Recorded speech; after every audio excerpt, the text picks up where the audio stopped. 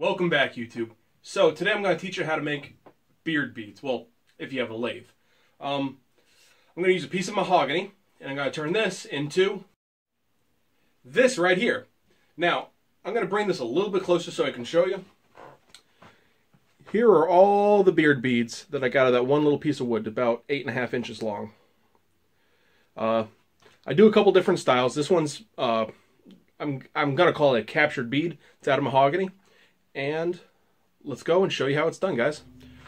Alright guys, welcome back. So, now that I have my lathe up and running, I'm going to do a few turning videos. Today I'm going to make some beard beads. Now, I'm going to slightly change my process.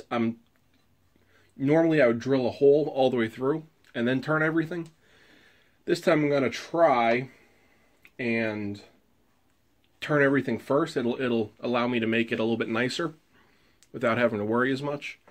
And then I will try, after everything is parted off, drill each individual one. So, let's see how it goes. I should also be able to talk through this video instead of having to do a voiceover, because when I'm running this lathe is actually rather quiet, even though it's just a Harbor Freight lathe.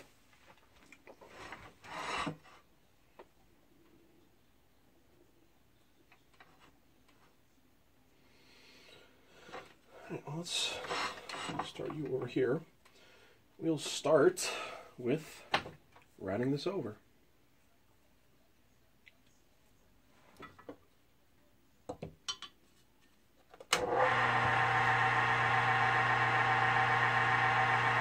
Yep. A little too high.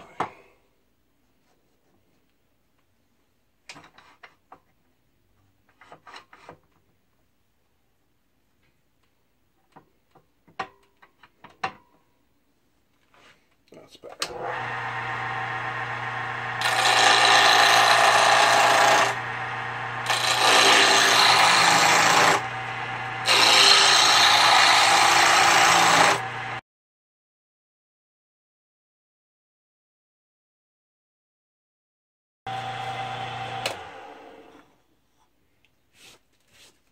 Almost there.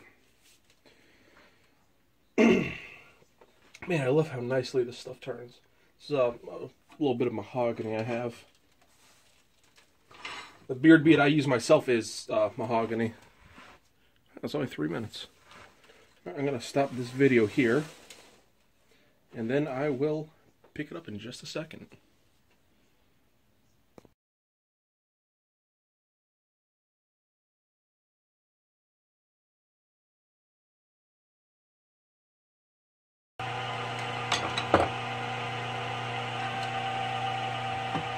Alright, now what I'm going to do is clean up these ends a little bit to make it a little bit easier on myself.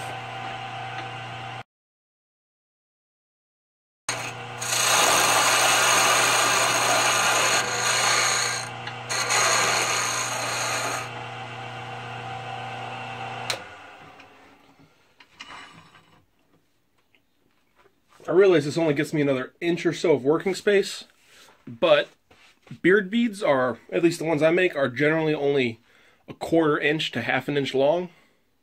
So at $8 a pop, $7, $8 a pop, it's worth getting the extra 2 inches.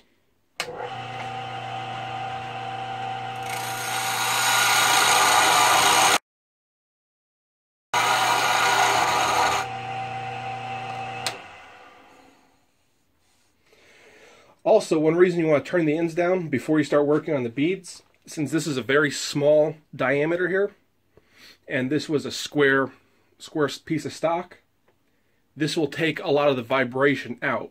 And the thinner it gets, the more the vibration travels in the center. So, if you can turn this down as small as possible, the center will really turn out a lot nicer.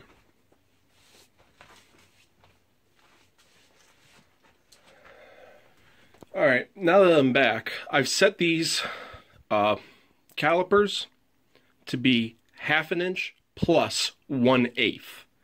The reason for that 1/8 is the width of my blade. My bandsaw blade is 1/8 inch thick, the kerf of the blade. So, you want to account for that, because when you go from 1 to 1, you're going to lose 1/8. If you don't, all the way down. And I just split the difference, so, well, you'll see. You just take it, and you just mark it, each one.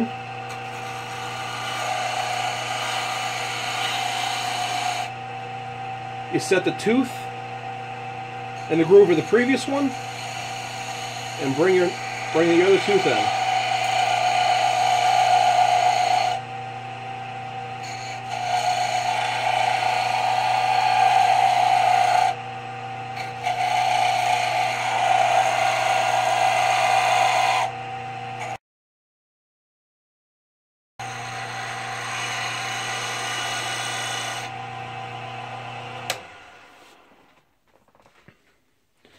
Now, all I'm going to do is make this a wee bit smaller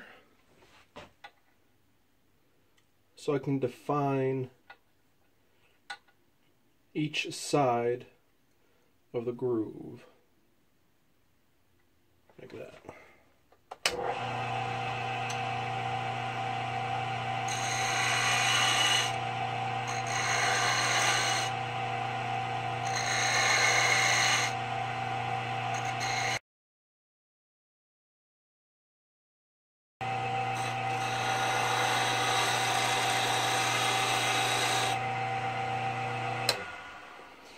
Okay, so that's 1, 2, 3, 4, 5, 6, 7, 8, 9, 10, 11, 12, 13 beads.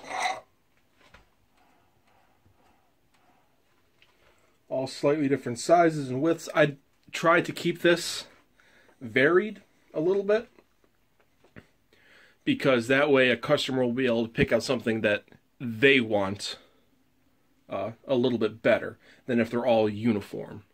So I like keeping them a little separate. What I mean is, where are my other calipers?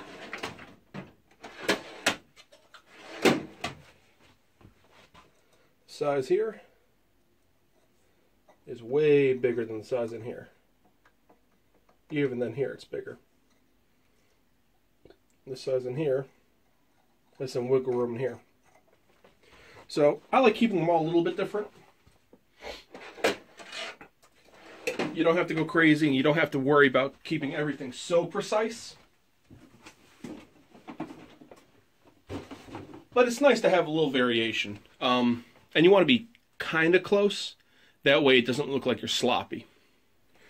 So when I'm coming in here, what I'm going to do is I'm going to start at the middle with this tool here, and just kind of roll a bead in there.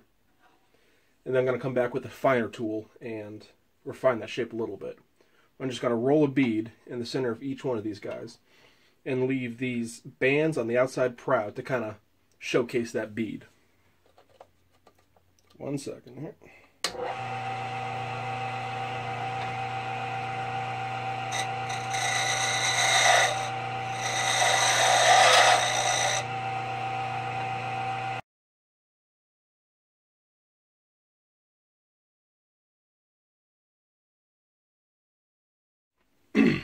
Now that I have this done, I'm going to come back with this little wood chisel here. And I like to actually undercut those bands that I left just a little bit. It helps with the bead illusion. That captured bead, I guess you could call it. And I'm just going to sand it up, and I'll call that a wrap for this video. And maybe refine a little bit, some of these a little bit. Let's get to it, guys.